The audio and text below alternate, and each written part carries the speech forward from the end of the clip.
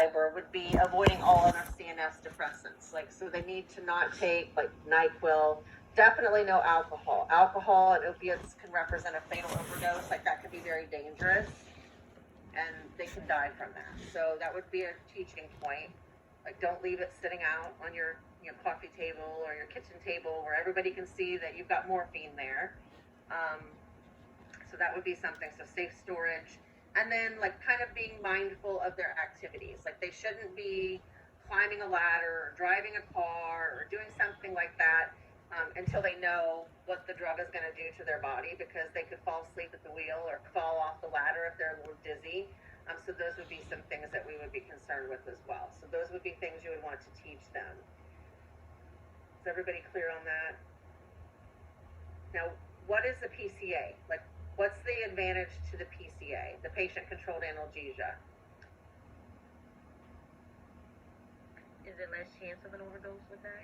There's less chance of an overdose because the patient's controlling their anesthesia, and they're getting a much smaller dose. Like, you're not going in and giving them 10 milligrams of morphine. They might be getting like a half a milligram every 15 to 20 minutes. So they might be topping out at like 2 milligrams an hour instead of getting like a 10 milligram dose that they can't have anymore for 3 or 4 hours. Does that make sense? So they're getting a smaller dose.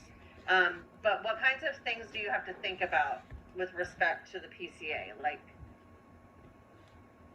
do you just hand somebody the button and be like, hey, bye, good luck?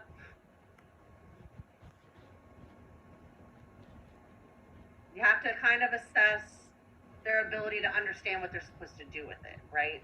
So cognition issues are really important. Now, obviously, there are going to be times, in theory, on the NCLEX and on the exit HESD, the only person that's supposed to push that button is the patient. But I think we can all appreciate that there are going to be times that other people may be pushing that button. So, like, what if it's a hospice patient and they're uncomfortable and they're kind of in and out of consciousness? The family is probably going to be providing some pain relief with that button. Or a child. Like, the child may not know what to do with the button, so it might be the parent that's pushing the button. Or it could be somebody who's got developmental delays and has some problems of verbalizing their pain. Their caregiver might be pushing the button. But the standard of care is the patient pushes their own button. But you have to be realistic with what's happening in the clinical setting. What about transdermal fentanyl, like the fentanyl patch? What kind of things would you want to teach a patient if they were going to go home on a patch? To keep it out of the heat or out of the Keep sun. it away from heat. Like, don't apply it where there's going to be direct sunlight when it's hot out. Don't use a hair dryer or a heating pad or something like that to make sure it will stick to them. And they've got to be mindful of like saunas, hot tubs, hot showers, because that opens up their pores and it will help that they'll absorb the medicine a little quicker. So that's one really important point. What else? Careful how you dispose of it. Be careful how you dispose of it. Like in theory, when they take it off, they should fold the patch in half, and make sure it's disposed of properly. They don't want somebody else trying to pick it up and see if there's any medication left. But when they take that patch off, what should they do to that area? Wash it with soap and water. That's correct. They need to wash it with soap and water. And then when they reapply the patch, do they put it back in the same place? Different spot. No. So we rotate sites. And what if they decide, I think that's too much fentanyl, so I'm going to cut the patch in half? Can they do that? No. No, we're not cutting the patch in half. And if it's somebody who has a lot of hair, do they shave it or trim it? Trim it. Trim it. We don't shave because that opens up the pores. So those would all be important pieces. And so opiates require a lot of responsibility on behalf of the nurse, making sure patients understand things. So I would say if you have an intimate understanding of everything we just talked about, we should be good. Okay, let's see. What causes malignant hyperthermia? Isoflurane. Isoflurane or anything that ends with fluorine. So it's gas, it's inhaled gas. And if a patient's experiencing malignant hyperthermia, what are they going to look like? the temperature is going to increase, they'll have tachycardia and muscle rigidity. Correct. So if they're experiencing those signs and symptoms, then that would be a concern. And they would give them what medication if they determined it was malignant hyperthermia? Dantrolone. Dantrolene. Okay, so that's really all you kind of need to know about the inhaled gases. Local anesthesia is something that can be given in multiple kinds of ways. So it can be given topically, it can be given in a spinal, epidural, etc. But when it's used, typically, it's used for like suturing and repairing like cuts and sores and things like that. Dental work would be an example of when it would be used. So the one thing you have to think about with local anesthesia, they all end in cane. So if you see like xylocaine, lidocaine, bupivacaine, that's a local anesthetic. And what can be added to that when you want to control bleeding at the site for the repair? Epinephrine. Epinephrine. And where should we not use epinephrine? Like what parts of the body? Small parts like the earlobes and fingertips. Yes. Earlobes, fingertips, toes, nose. That's a no-go for any kind of epinephrine because the smaller capillaries, if we close those off, can cause necrosis. So we want to make sure that we're verifying, is it without epi or with epi? And then if somebody, the real only side effect of this that we have to be concerned with is what's called LAST, local anesthetic systemic toxicity. And if a patient has that, they're going to have CNS excitability. So what do you think that means? Like if they're overstimulated in the CNS, what could they have? A seizure? A seizure, yes, a seizure. So we want to be watching patients for seizures. Sometimes you'll notice that they start to get really anxious and they're like shaking a little bit, and then they have a seizure. And they can also have cardiovascular collapse. So it can be very serious when that happens. Typically, it's going to be dependent upon the amount of local anesthetic that they're given. Like a simple little repair of a finger, that's unlikely. But if they have to use a lot of local anesthetic to repair something like an episiotomy or a huge laceration, that's when we have to be a little bit more concerned, when they have to keep giving them additional shots to make sure that they can finish the repair. Now, how do you know that the drug worked? If the provider's going to stitch somebody, what should they do or what should you do before they start repairing them? Assess for sensation. Assess for sensation, because we want to make sure that they can't feel anything. That's the point of giving the medication. So that would be important. The other anesthetic that we talked about was propofol. That's given via IV. So right when they put people to sleep, what do they tell them they might feel at the IV site? Burning sensation? Burning sensations. And after they are starting to go under, like during the induction, the patient doesn't usually know it's happening. What do we see them experiencing? Hiccups. Hiccups. And who shouldn't take it? Allergies to what? Eggs and soy. Eggs and soy. And then we need to check their medical history for any issues with lipids and pancreatitis. And then the last one is Vicronium. Why do we give that to patients? Because we don't want them to move. Yeah, we don't want them to have involuntary muscle movement in the operating room. So that's not used for every single kind of surgery, but it would be used for like spinal surgery. Like we can appreciate we don't want people moving when they're working on their spine. So when we're doing that, after the patient comes out of the OR and they're in the PACU and they're recovering and anesthesia is wearing off, what would be an important assessment for that particular patient who's receiving a drug that's paralyzing them? To make sure they can move and feel. Right, to make sure they can move and feel. So until all of their sensation returns and they can like move and wiggle their feet and lift their legs and push back against your hands and things like that, that's an assessment that would continue to be ongoing. But for all patients receiving any kind of general anesthetic, what is a primary assessment before we give them anything by mouth? Gag reflex. gag reflex, because we do not want them to aspirate. Is there any questions about anything from that unit that you're wishy-washy on, or? Okay, so you guys know a lot more than what you think. Okay, with penicillin, I told you that wasn't really that fancy. We're just really primarily worried about allergies and kidney function. Anything that ends with CEPH or CEF is a cephalosporin. If you're allergic to penicillins, can you take cephalosporins? I'm seeing people shake their head. No, that's correct. They have a cross sensitivity, so that would be important. Cephalosporins have issues with like the phlebitis issues. They have diarrhea, the pseudomembranous colitis issues. So that would be something we would want to be watching for.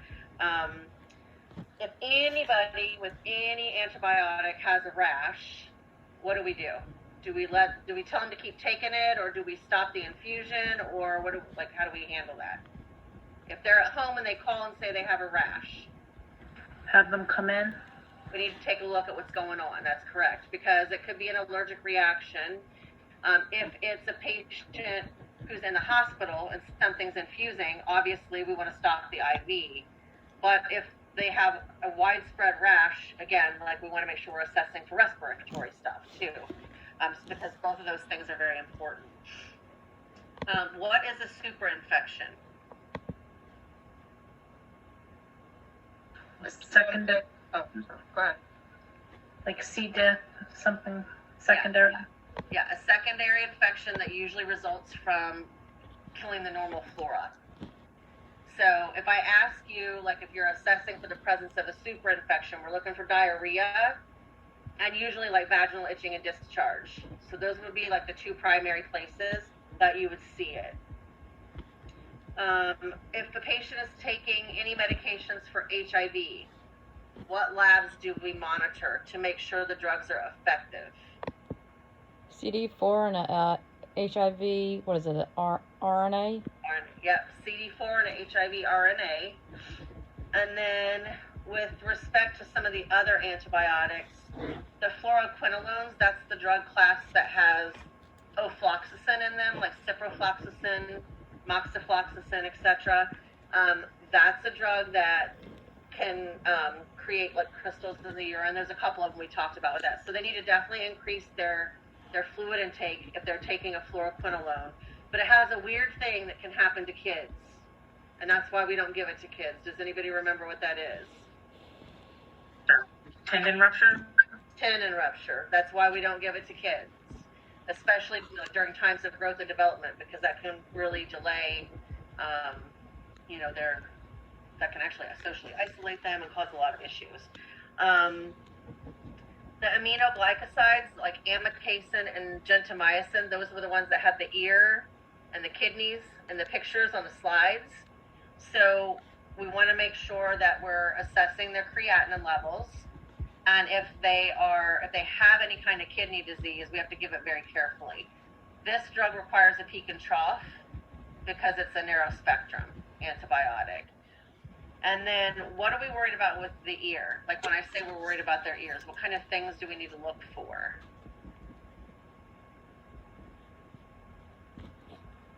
Is it balance issues? Balance issues. It can cause vestibular damage, so that might cause them to have some headaches. Hearing loss. High frequency hearing loss. Yeah. So we need to check and make sure they can hear when we're talking to them, and it would be like the normal conversation. It wouldn't be something a little bit lower like whispering. And then another narrow spectrum antibiotic is the vancomycin, which also is ototoxic and renal toxic. So with this one, what makes the hearing part of it different is it's the low frequency. So aminoglycosides is high frequency, vancomycin is low frequency, so we would be doing the whisper test to see if they can hear you when you're whispering when you're close to them. And then what other weird thing can happen with vancomycin that we need to be watching for? Red man syndrome. Red man syndrome. That is not an allergy. it's a histamine reaction. So patients who are getting, they're getting it first time, they start having this widespread rash, we have to stop the IV because we have to confirm it's Red Man syndrome with the provider. Once that's been confirmed, what do we give them? We pre-medicate them before each dose to alleviate that problem. Does anybody remember what we give? Benadryl, but that's the brand name. So on the test, you're going to see diphenhydramine. So just remember it's diphenhydramine, and that's because that's an antihistamine. So we're trying to decrease that histamine response. Tetracycline, that was one I said you should expect 3 or 4 questions about. Who shouldn't take it? Children and pregnant women. Children and pregnant women should not take it. You have to worry about some specific things with metal ions, right? So calcium, iron, magnesium, and aluminum. There has to be a separation if they're taking anything, like they're taking iron supplements or calcium supplements. They don't drink milk with it, that kind of stuff. What can it do to their teeth? It stains their teeth. It can stain their teeth, and then it can cause profound diarrhea. So we want to make sure we're assessing for diarrhea-related issues. And then sulfa drugs. What major serious problem are we worried about with sulfa drugs? There were 2 slides. Stevens-Johnson syndrome? Yeah, Stevens-Johnson syndrome. So we want to make sure we're assessing for Stevens-Johnson.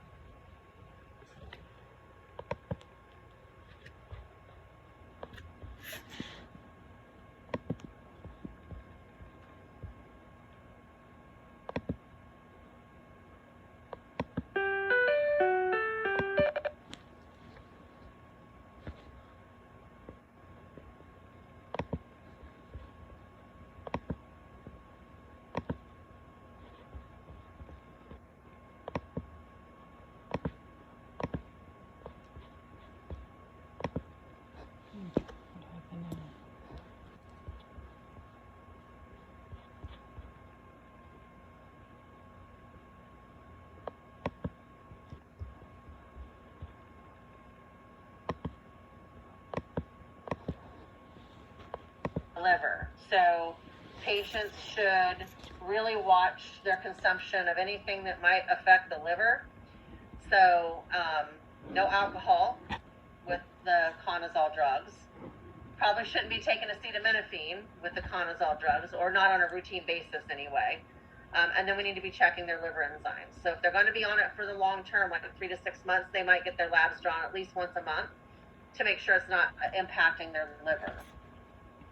Another drug we talked about with respect to the liver was metronidazole, and that's a drug that they give to people for GI-related things like anaerobic types of infections when they're traveling, but it's also used for STIs.